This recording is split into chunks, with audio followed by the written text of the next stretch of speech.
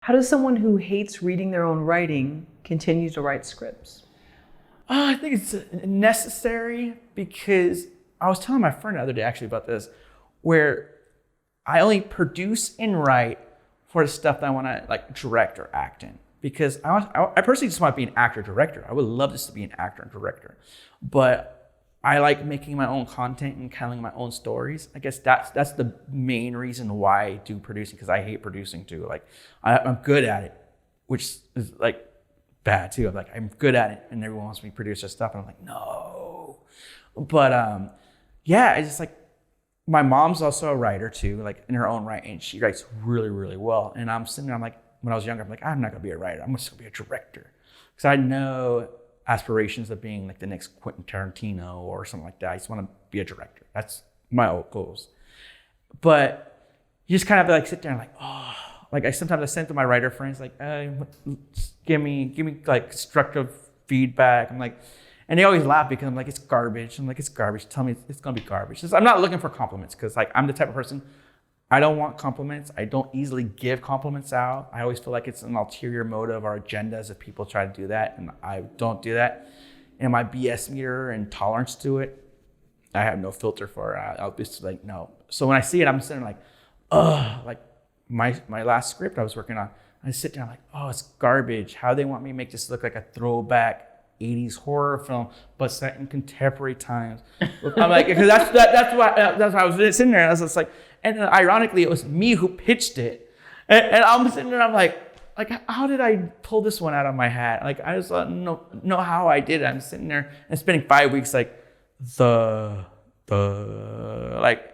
that's the thing too, is like one of my methods of writing. It kind of helps me finish writing because it would never get done.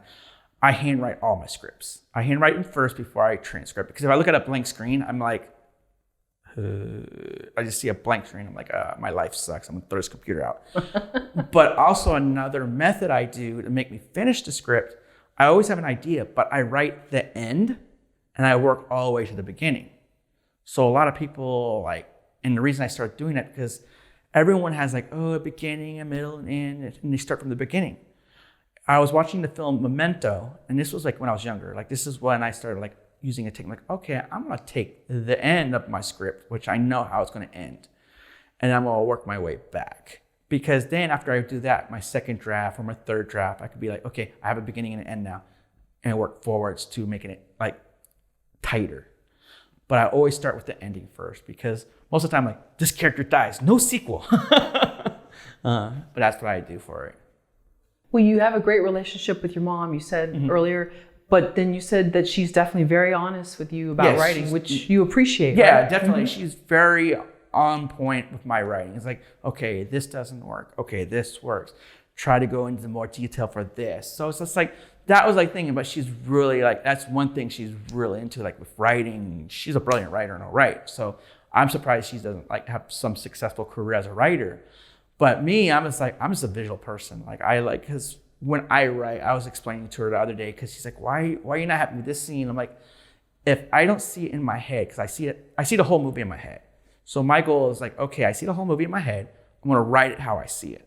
Because a lot of people, they don't do that. They write the story and then eventually like, oh, I see the movie doing this, doing that. I'm like, I don't write like that.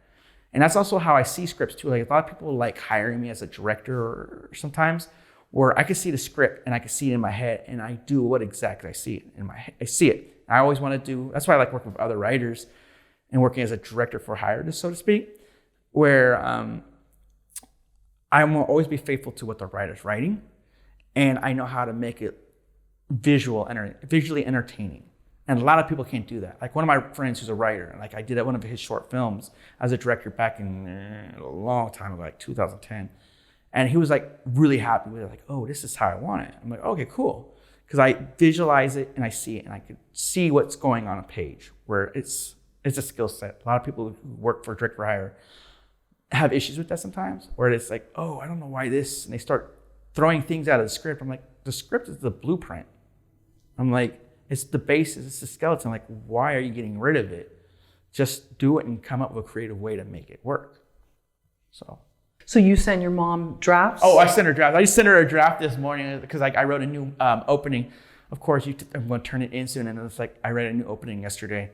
I wanted like a better hook for my thing because it's a horror fantasy, and in the original beginning was good. It was really good, but I was just like, okay, I needed something to make sure to keep it in mind for like the audience, like when they're following this character, like, oh, okay, something bad is gonna happen. Something bad is gonna happen. Oh, something bad. And they're, wait, is it this moment? No. Is it this moment? No.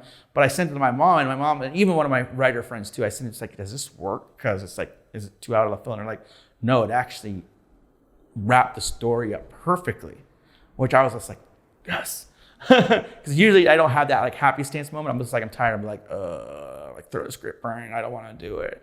But it's just like, it worked for some reason. Because like I was just at Starbucks for like 15 minutes, and I was like, it was to the point where like I wrote it out, and I was like, oh, I got to write this fast. So I actually waddled home really fast. Like, oh, I got to write this on my computer. Like, this is a good start. So like that's what happened. But she digged it, and she also helps with like the spell check and grammar sometimes. Certain stuff where I miss, where she's like, oh, there's a fragment sentence there, and that's where I'm like, oh, it's a screenplay, not a novel.